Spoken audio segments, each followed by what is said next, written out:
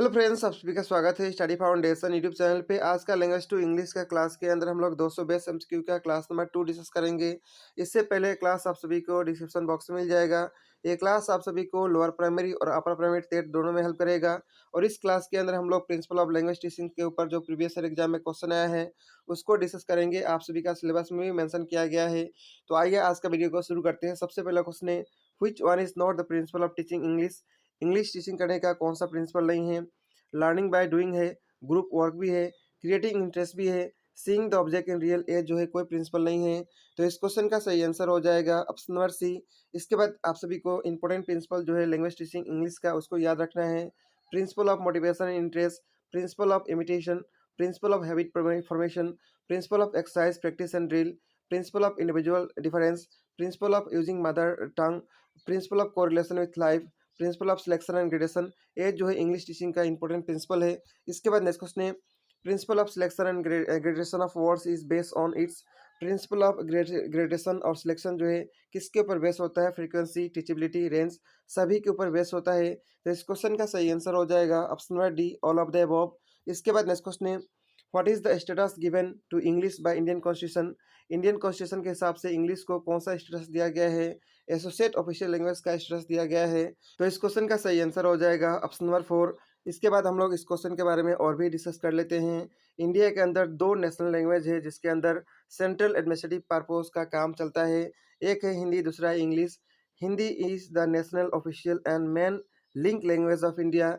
English is associate official language. After the independence of India, English has been declared as associate official language of the Union of India for independent period by the Act of Parliament 1963. As such, it dominates the administrative business as at the center as well as in the state. All the administrative work is done in English throughout the country. Thus, we can conclude that the Act of Parliament 1963, the status of associate official language is given to English by the Indian Constitution. इसके बाद next question है, principle of linking with life in teaching of English involves. Principle of linking with life जो है teaching के अंदर, इसके अंदर क्या इन्वॉल्व होता है। इसके अंदर semantic structure of English language daily life के अंदर ये यूज होता है। तो इस क्वेश्चन का सही आंसर हो जाएगा ऑप्शन नंबर 2। इसके बाद नेक्स्ट क्वेश्चन है, which principle of teaching create zeal to learn something new in language. कौन सा प्रिंसिपल जो है क्रिएट करता है जील कुछ नया सीखने के लिए। उस प्रिंसिपल का नाम है द प्रिंसिपल ऑफ मोटिवेशन। तो इस क्वेश्चन का सही आंसर होगा ऑप्शन नंबर 3। इसके बाद नेक्स्ट क्वेश्चन है, which principle of language teaching state that language should be taught in integrated manner। Language को इंटीग्रेट करके सिखाना चाहिए, ऐसा कौन सा प्रिंसिपल बोलता है। उसका नाम है principle of multi skill approach. तो इस क्वेश्चन का सही आंसर होगा option number 3।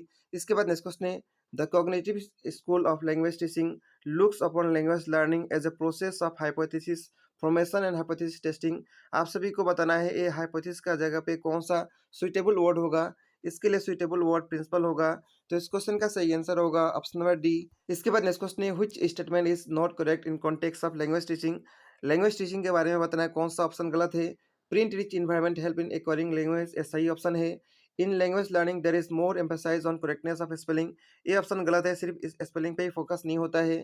There is difference between language education and learning, ये भी सही ऑप्शन है।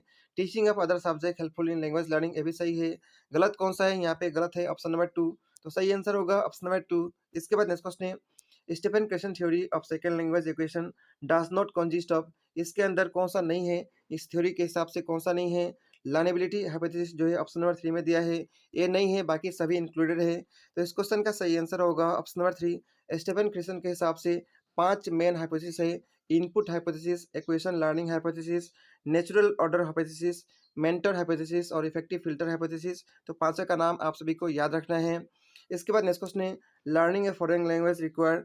फॉरेन लैंग्वेज सीखने के लिए क्या चाहिए, इसके लिए प्रैक्टिस बहुत ज़्यादा जरूरी होगा। तो सही आंसर होगा ऑप्शन नंबर ए। इसके बाद नेक्स्ट क्वेश्चन है, language teaching implies 3 operation. Language teaching and language teaching के अंदर 3 ऑपरेशन होता है। क्या क्या होता है, लैंग्वेज होता है, टीचिंग होता है और नेक्स्ट क्या होता है, नेक्स्ट होता है लर्निंग। तो इस क्वेश्चन का सही आंसर हो जाएगा ऑप्शन नंबर डी। तो ये सब क्वेश्चन था जो प्रीवियस ईयर एग्जाम में असम टेट में आया हुआ था। इस वीडियो में हम लोग इस टॉपिक के बारे में इतना ही डिस्कस करेंगे। नेक्स्ट वीडियो में बाकी टॉपिक को हम लोग डिस्कस करेंगे। मिलेंगे नेक्स्ट वीडियो में। Thank you.